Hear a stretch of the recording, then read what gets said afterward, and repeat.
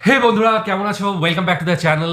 আর বেশ কয়েকদিন পরে আবার আমরা উদয় হয়েছি অ্যাকচুয়ালি বলা চলে, এবং সাথে সাথে আশা করছি তোমাদের এটা প্রবলেম একই হয়নি। রকম ভাবে হ্যাঁ, রেসপন্স পাবো। একদম একদম। তো যাই হোক, আজকে আমরা যে ভিডিওটা দেখতে চলেছি এটা বেশ নতুন, এবং নতুন বলতে কি আমাদের বিতর্ক। হ্যাঁ, যে ধরনের ভিডিও দেখি আমরা তার সেটার থেকে মধ্যে একটু একটু আলাদা। সরে গিয়ে। যদিও আমরা বিতর্ক এর আগে দেখেছি, এবং সেখান থেকে সত্যি কথা বলতে কি অনেক কিছু শেখার ছিল। বিশেষ করে কিছু মানে ভাষাগত শৈল্পিক নিদর্শন, কিন্তু মানে যেটা পিওর ভাষা, বাংলা ভাষা, সেখানে থেকে কিন্তু আমরা জানতে পেরেছি, এবং শুনতাম, খুব ভালো লাগতো। তো আজকে আরেকটা বিতর্ক শুনবো, এবং এই বিতর্কটা স্পেশাল কারণ সার্জিস হচ্ছে সার্জিস আলম, আলম। হ্যাঁ, তার বিতর্ক প্রতিযোগিতাটা দেখবো, এবং হুম, সেখানে আমরা দেখতে চাই হ্যাঁ, সে কিভাবে কথাটা বলছে। বিতর্কটা একদম। সবার মাথায় হ্যাঁ, রেখেছেন। তো বর্তমানে এনসিপি একজন নেতা, এবং তাকে নিয়েই আজকে ভিডিওটা। আশা করি ভালো লাগবে, এবং ভালো আমাদেরও লাগবে। তারপর আরও কথা হবে। ধন্যবাদ বিজ্ঞ বিচারক মণ্ডলী আজকে পক্ষ দলের তৃতীয় বক্তা যেখানে শেষ করেছে সেখান থেকে শুরু করতে চাই।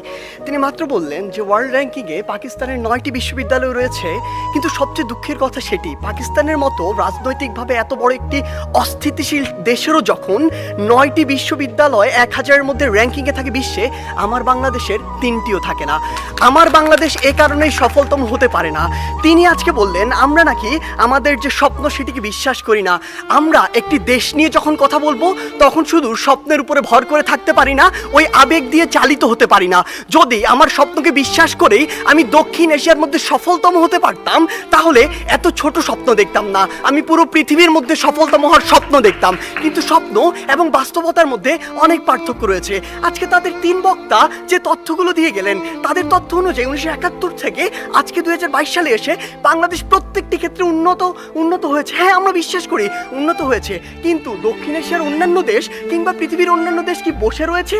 বিজ্ঞ বিচারক মণ্ডলী একটু লক্ষ্য করুন, 2020 সালের তথ্য মতে বাংলাদেশের যে অর্থনীতি, এটি হচ্ছে বিশ্বের 35তম বড় অর্থনীতির দেশ, যেটা 2035 সালে গিয়ে হবে বিশ্বের 25তম বড় অর্থনীতির দেশ। বাংলাদেশের উন্নতি হচ্ছে, হবে। আপনি যদি ভারতের দিকে তাকান, ভারত বর্তমানে বিশ্বের 7ম বড় অর্থনীতির দেশ। 2035 সালে গিয়ে ভারত হবে বিশ্বের 3য় বড় অর্থনীতির দেশ। ভারত আপনার দিকে তাকিয়ে বসে রয়েছে না, দক্ষিণ এশিয়ার অন্যান্য দেশ বসে থাকছে না, পৃথিবীর অন্যান্য দেশগুলো বসে থাকছে না।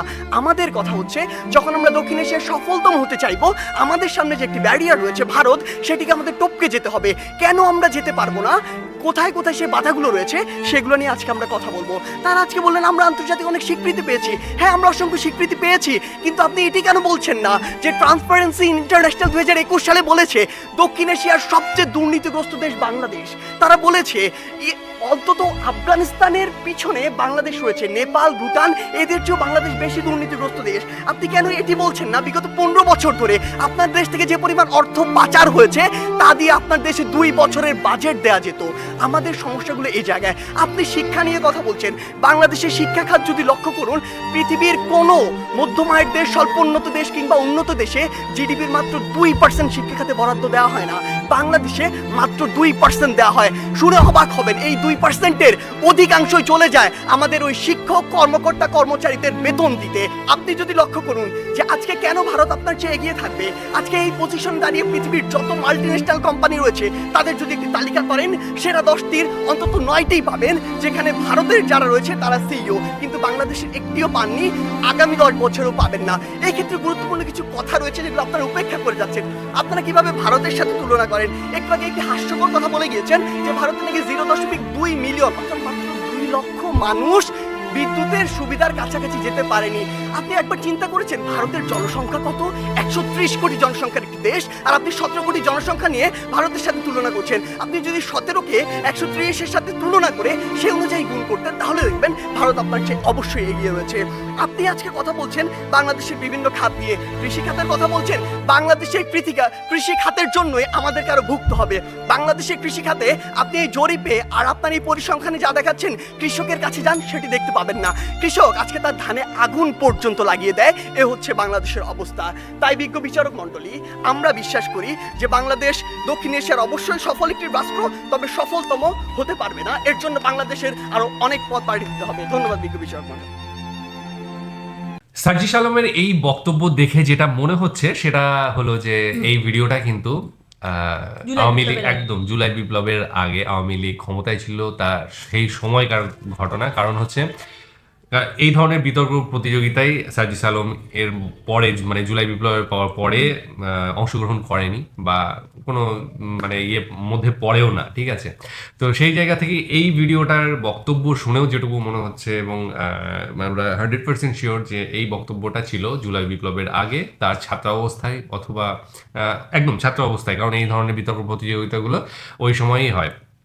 তো ভীষণ ইম্পর্টেন্ট কিছু কথা সে বলেছে এবং মানে সত্যি কথা বলতে কি যদি এখনকার সঙ্গে সেই বক্তব্য যদি আমরা মেলাতে যাই তাহলে হয়তো দেখা যাবে যে মিলছে না অনেক সময়, ঠিক আছে। কারণ পুরো কন্ট্রাস্ট একটা বক্তব্য এই জায়গাটাই লাগবে যখন কিনা আমরা কিন্তু জুলাই বিপ্লবের আগের সার্জিস আলমকে দেখি আর এখন যদি তার বক্তব্য শুনি তাহলে কিন্তু পুরো কন্ট্রাস্ট, মানে সাদা একটা একটা কালো, এই ধরনের একটা বিপক্ষে কন্ট্রাস্ট। বলার মাধ্যম দিয়েও এটাই একদম এটাও চেয়েছে। চেয়েছেন যে বাংলাদেশকে উন্নতি হোক, সেটা সবসময় চেয়েছেন এবং এখন যেটা হচ্ছে কেউ পজিটিভ ভাবে দেখিয়ে বলে আর একদম। কেউ নেগেটিভ ভাবে দেখিয়ে বলে যে এই জায়গাটা ঠিক করা দরকার।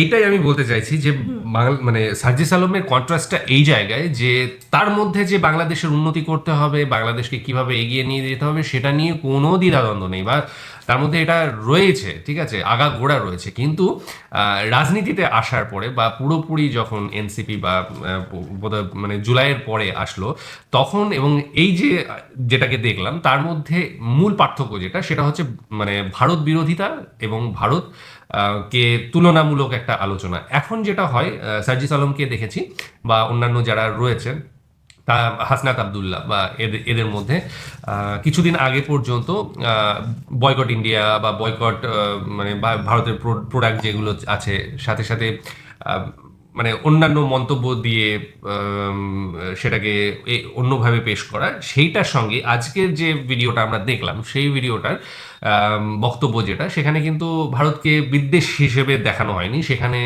সে বলতে চেয়েছে যে ভারত এতটা এগিয়েছে না, আমাদেরও। বলতে চাইছে যে ভারতের সাথে যে এত বিরোধিতা, হ্যাঁ। এত ঘৃণা ভারতের প্রতি, তো সেক্ষেত্রে দাঁড়িয়ে এই ঘৃণার কোনো মানে হয় না। এর থেকে বরঞ্চ আমাদের করতে হবে কি, ঘৃণা না দেখিয়ে এমন একটা জায়গায় বাংলাদেশকে নিয়ে যেতে হবে যেখানে কি আমরাও যাতে ওর থেকেও ভালো জায়গায় যেতে পারি। এটাই হচ্ছে ওনার বক্তব্য। একদম একদম। তো সেই জায়গা থেকে না, অবশ্যই আমার যখন দেশের উন্নতি করতে হবে অবশ্যই আমার দেশের যে দুর্বল জায়গাগুলো সেইগুলো আগে আমাকে ধরতে হবে, তাই একদম। না? তো উনি কিন্তু একদিক থেকে বিতর্কের মাধ্যমে সেই দুর্বল জায়গা দেখানোর মাধ্যমেই কিন্তু বাংলাদেশের ভালো করতে একদম চাইছে। এই কথাটাই যেটা আমরা মোটামুটি বলতে পারি যে হিংসা নয় চেষ্টা করো, সেই ব্যাপারটা কিন্তু আজকের যে বক্তব্যটা ছিল সেখানে কিন্তু একদম পুরোপুরি পরিষ্কার হয়ে গিয়েছে।